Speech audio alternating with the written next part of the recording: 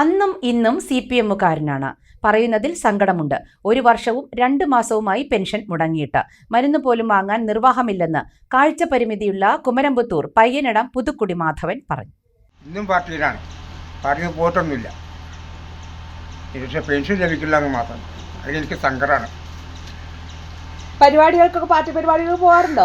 അടുത്തിപ്പോൾ ദൂരത്തേക്ക് പോകില്ല. ഇവിടെ അടുത്തൊക്കെ ആണെങ്കിൽ പോകും. ഇപ്പോൾ പാലക്കാടേക്ക് വിളിക്കുമ്പോൾ കണ്ണുകാട്ടിലൊന്നും പേര് കൊണ്ടുപോയില്ല ആൾക്കാർ. പണ്ടൊക്കെയോ?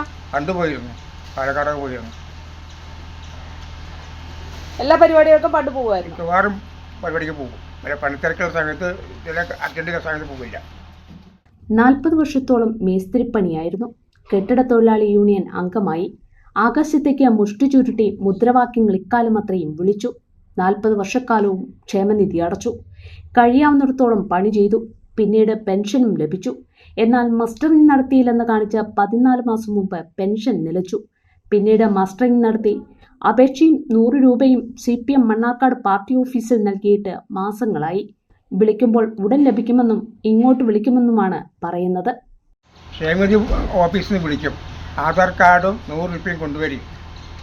എൻ്റെ കയ്യിൽ പൈസ ഇല്ല. ഞാൻ അടുത്ത വീട്ടിൽ പോയി 500 രൂപ കടം വാങ്ങി ഒരു ഓട്ടോ വിളിച്ച് കൊണ്ടേ കൊടുത്ത് പോകുന്നു. എന്നതിന് ശേഷം 2 മാസം കണ്ടിട്ട് വിളിക്കുമ്പോൾ ഞാനങ്ങോട്ട് വിളിക്കാം ഇങ്ങനെ മറുപടി ഉണ്ട്. ഏത് ഓഫീസിലാണ് അത് കൊണ്ടു കൊടുത്തത്? കമ്മ്യൂണിസ്റ്റ് പാർട്ടി CPM-ൻ്റെ ഓഫീസിൽ. എവിടെ? മണ്ണാർക്കാട്. ആരോട് പറഞ്ഞിട്ടും ഫലമില്ല. അതുകൊണ്ട് തന്നെ ഇത്തവണ വോട്ട് UDF-ന് നൽകും. ഇതുവരെ പാർട്ടിക്കല്ലാതെ വോട്ട് ചെയ്തിട്ടില്ല. ഇപ്പോഴും പാർട്ടി പരിപാടികളിൽ പങ്കെടുക്കാറുണ്ട്. ജോലി ഒഴിവാക്കി വരെ പാർട്ടി പരിപാടികൾക്ക് പോകാറുണ്ടായിരുന്നു. കാഴ്ചക്കുറവുണ്ട്.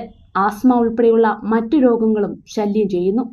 തൊഴിലുറപ്പിൽ നിന്ന് ലഭിക്കുന്ന വരുമാനം കൊണ്ടാണ് മരുന്ന് വരെ വാങ്ങുന്നതെന്ന് മാധവൻ പറഞ്ഞു. 1 കൊല്ലം 2 മാസമായി. എന്നിട്ടിപ്പോൾ പുതിയ ഓർഡർ വന്നപ്പോൾ ജൂൺ മാസത്തിൽ പുതുക്കി. 11 മാസം ആയി ഈ മാസത്തേക്ക്. ഇതുവരേക്ക് പെൻഷൻ ലഭിച്ചിട്ടില്ല. പാർട്ടി ഓഫീസിലേക്ക് വിളിക്കുമ്പോൾ ഞാൻ വിളിക്കാം എന്ന് മറുപടി തരുന്നുണ്ട്. ഇത്രയേ ഉള്ളൂ.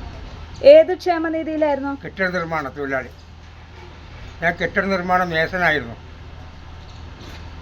അപ്പോൾ ക്ഷേമനിധിയുടെ പൈസ മുഴുവൻ അടച്ചതാണ്. അത് തന്നു. പെൻഷൻ പറ്റിക്കൊണ്ടിരിക്കുന്ന സമയത്ത് പെൻഷൻ നിന്നതാണ്. പെൻഷൻ ലഭിച്ചിരുന്നെങ്കിൽ മരുന്ന് വാങ്ങാനും മറ്റും കഴിയുമായിരുന്നുവെന്നും പാർട്ടിക്കാരോട് ഇക്കാര്യം പറഞ്ഞു മടുത്തുവെന്നും 70-കാരനായ മാധവൻ പറഞ്ഞു. ഇനി നിങ്ങളുടെ എല്ലാ സാമ്പത്തിക ആവശ്യങ്ങൾക്കും ഒരു വഴിയുണ്ട്. UGS gold loan. നിങ്ങളുടെ ഏത് സാമ്പത്തിക ആവശ്യങ്ങൾക്കും ഒരു വഴിയുണ്ട്. UGS gold loan.